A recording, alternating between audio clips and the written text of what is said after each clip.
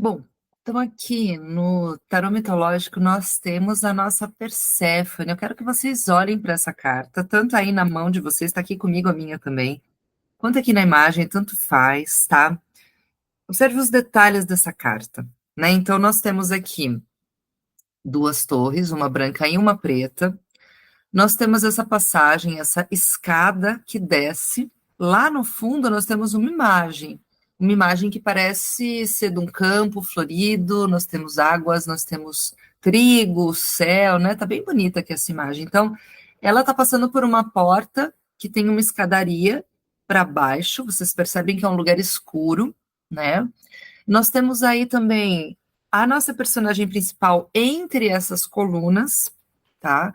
Ela tem um vestido branco, ela segura alguns lírios nas mãos e outros caídos no chão. Ela usa uma coroa e ela tem na mão uma romã aberta. Ai, que imagem linda, gente. Quando eu era nova, eu tinha certeza que esse lugar existia. Perto de dentro de uma loja que minha mãe ia comprar tecido, tinha uma escada, que lá embaixo tinha os banheiros e um bebedouro, isso lá em São Paulo. E eu tinha certeza que era ali, sabe? É muito engraçado isso. Bom, então, percebam que a coluna preta e branca, elas representam as dualidades. Ela não está em nenhum dos lugares. Ela está entre os mundos, né? Entre o bem e o mal, entre o branco e o preto, entre, enfim, o profano e o sagrado. A sacerdotisa, ela passa nesse espaço, né? Percebam que ela está parada, isso é importante, tá?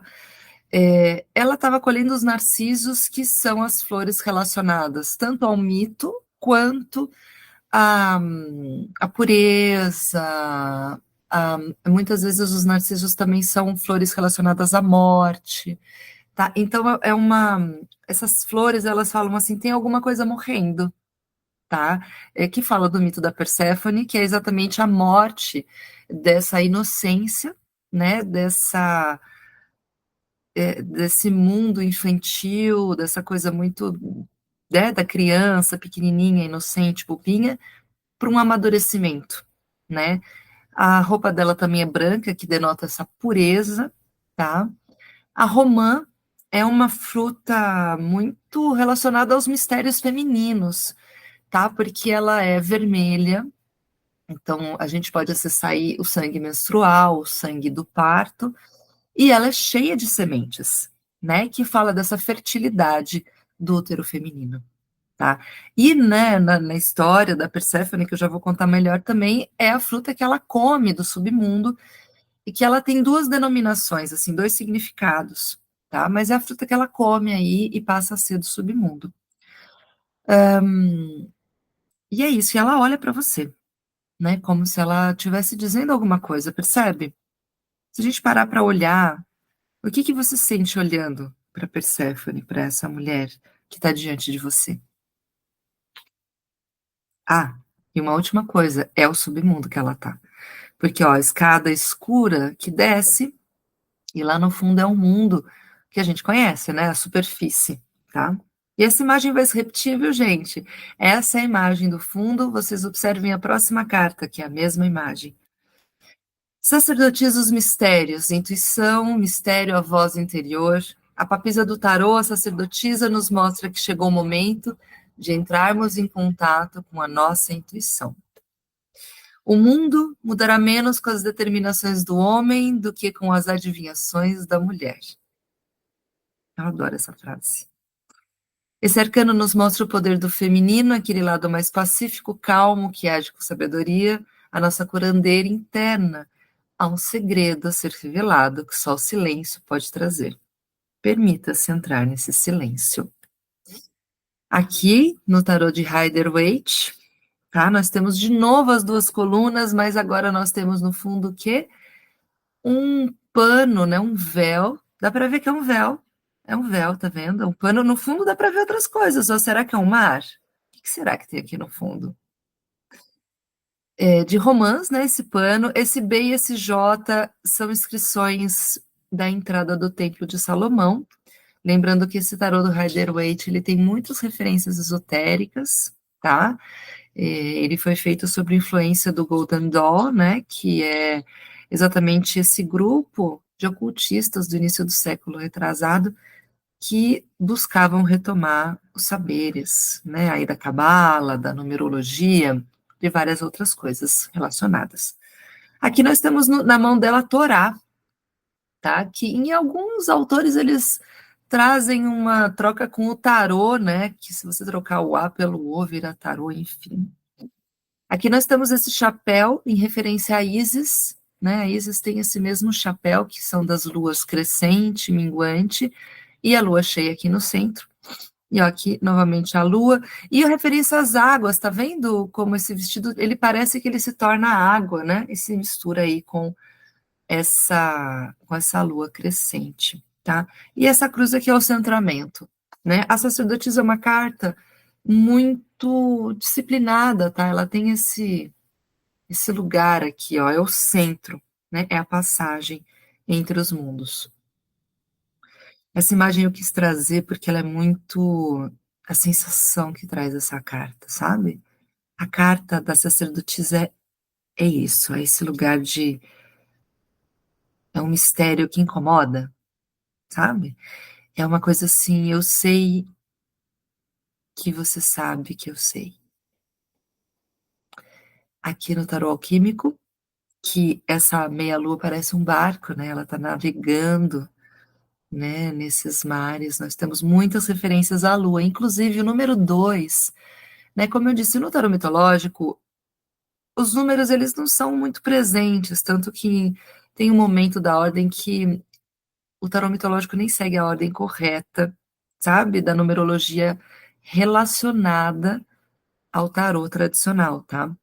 Mas o número 2, ele é uma referência à polarização das energias e à lua, né? Essa energia lunar feminina, tá? Como eu disse, em contraposição ao mago, que é o número 1, que é essa energia fálica, né? O 1 é a varinha, é o pênis, essa coisa reta. O 2 já é essa fluidez, né? Esse movimento entre os opostos.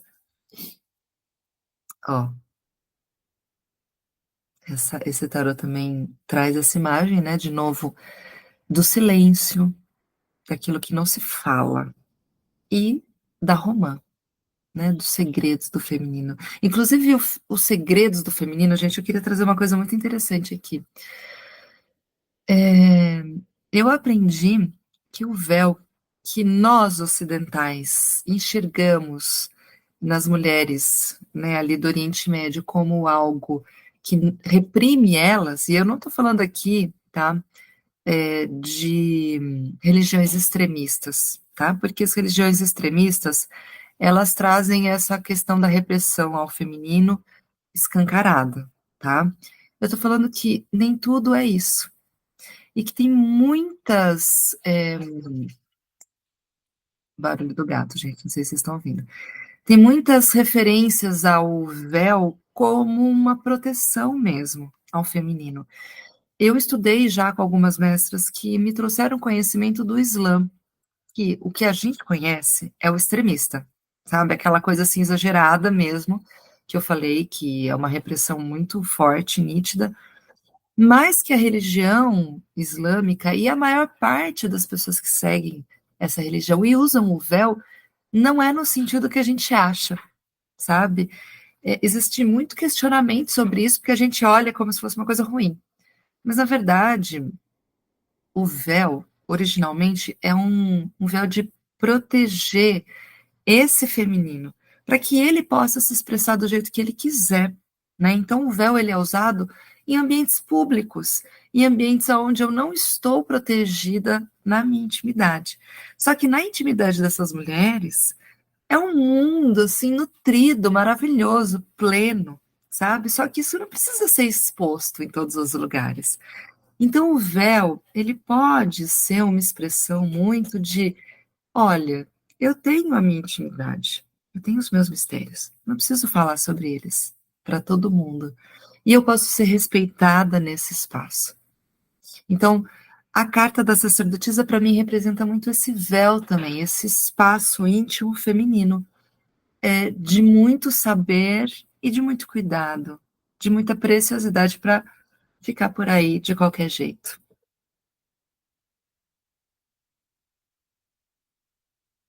Aqui do Tarô da Nosotras, tá? Nós temos essa mulher com as águas, com as torres, com esse mar no fundo. Aqui no do Modern Witch Tarot também, que é uma releitura do Rider-Waite, nós temos essa maga, né, bonitona, com esse laptop na mão, que tem os seus mistérios. Ela não mostra tudo que ela sabe, percebe? Aqui uma imagem um pouco mais sombria, né, desse lugar profundo, daquela que sabe. Aqui é um tarô dos gatos muito lindo com essa caverna de ametistas. Então a caverna também é um espaço da sacerdotisa, né? Esse espaço de entrada para o mundo subterrâneo, para o mundo profundo. E aqui também, aquela que sabe, mas não revela o que ela sabe. Ela está com o livro fechado. Nem todo mundo pode ser iniciada nos saberes do feminino.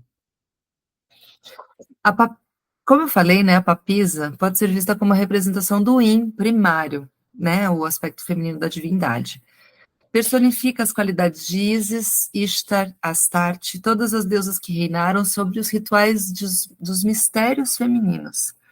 E em seus aspectos espiritualizados surge como a Maria, né, a Virgem Maria, como a Sofia, da sabedoria divina, e o seu número é o 2, que é o número sagrado para todas as divindades femininas. Perséfone, chegamos na Perséfone, maravilhosa. Ela que era rainha, né, do submundo, esposa de Hades. Também é a deusa do crescimento primaveril, adorada ao lado da sua mãe Deméter, nos mistérios de Eleusis, né, que era um culto de base agrícola, né, que prometia aos seus iniciados a passagem para uma vida após a morte abençoada. Então, a Perséfone, né, nós conhecemos essa história dela, que ela era a Coré, estava lá com a mãe, com a Deméter, vivia nos campos, sempre muito nutrida, tranquila, protegida, né? E aí nós temos duas possibilidades, eu já ouvi as duas, porque eu imagino que vocês saibam, mas a mitologia grega, como ela é contada hoje pra gente, é como eu posso dizer? É o mito de como o patriarcado se estabeleceu, tá? No nosso mundo ocidental. Então, ela conta a história do patriarcado, do jeito dele. Mas essa não é a história original, porque nós não existimos sempre nesse lugar do patriarcado, né? Antes dessas invasões, né, na Europa, essas invasões bárbaras que trouxeram esse masculino aí tão se sobrepondo ao feminino, existiam outras formas, né, de estruturas. E essas formas, elas tinham o feminino como algo igual ao masculino. Igual não no sentido de que somos iguais, mas de que cada um tem o seu lugar nas estruturas, né? Então, por que eu estou falando isso? Porque tem uma história anterior à história que a gente conhece, que é o rapto da Coré pelo Hades, né? Que ela desce voluntariamente para o submundo. E ela decide se tornar rainha do submundo junto com o Hades, né, que é o masculino interior. Então, é para a gente perceber que a história que é contada aqui agora para vocês é exatamente a história do rapto dos saberes femininos profundos, os mistérios, é o rapto desse feminino pelo patriarcado, que obriga ela a se casar, que rapta ela, que estupra ela, tá? Então, percebam que tem aí muitas coisas misturadas que a gente precisa ter consciência, tá? Hoje nós não temos muito acesso a esses saberes femininos profundos, porque eles foram difamados pelo patriarcado, pelo masculino que se sobrepôs ao feminino, né? E tornou esses saberes aqui de fora os únicos que são respeitados, que são existentes. Então, quando a gente fala da sacerdotisa, a gente fala desses saberes intuitivos que têm sim uma grande potência, mas que foram subjugados.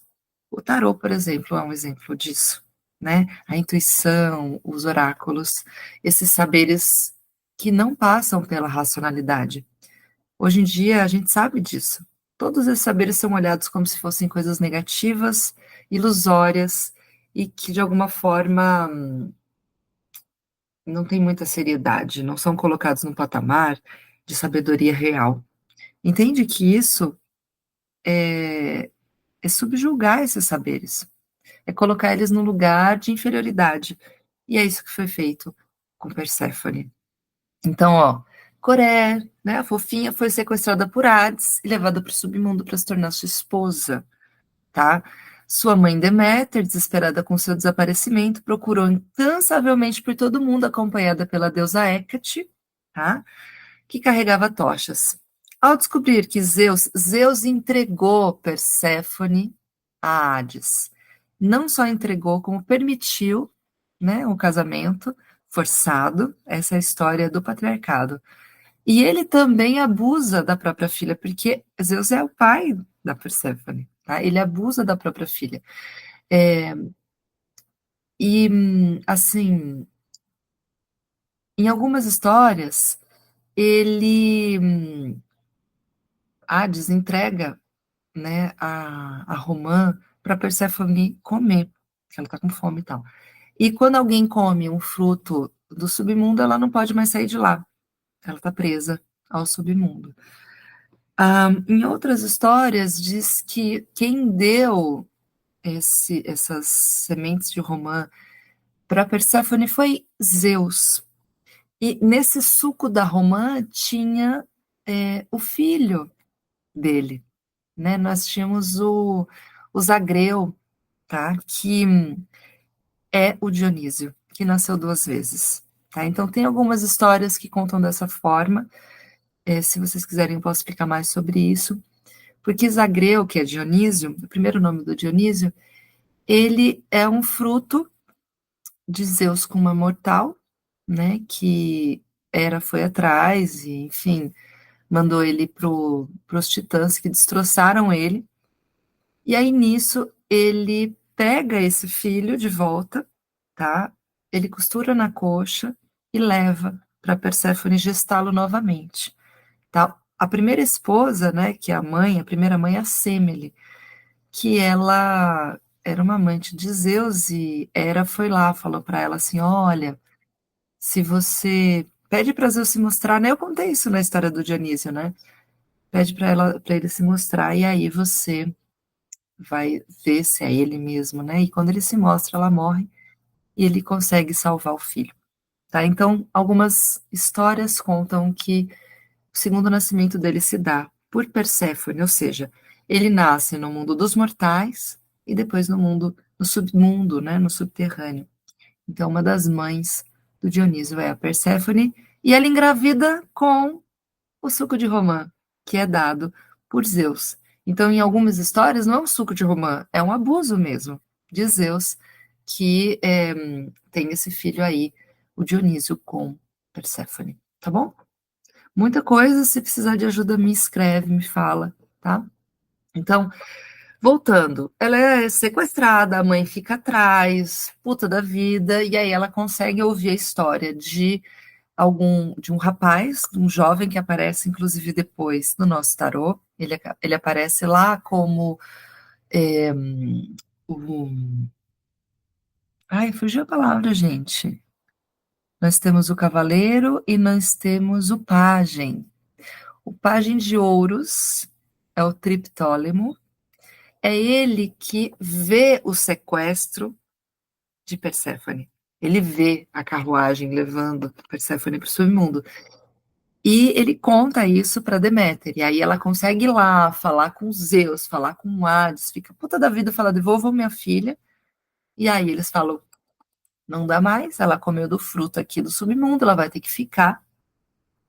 Só que eles fazem um acordo, porque ela fala: então, eu não vou mais fornecer nem o fruto, né? A terra vai secar, vai virar inverno para sempre. E eles fazem um acordo que Perséfone pode ficar com a mãe durante 6 meses, algumas histórias falam 9 meses, e aí os outros meses ela fica no submundo, tá?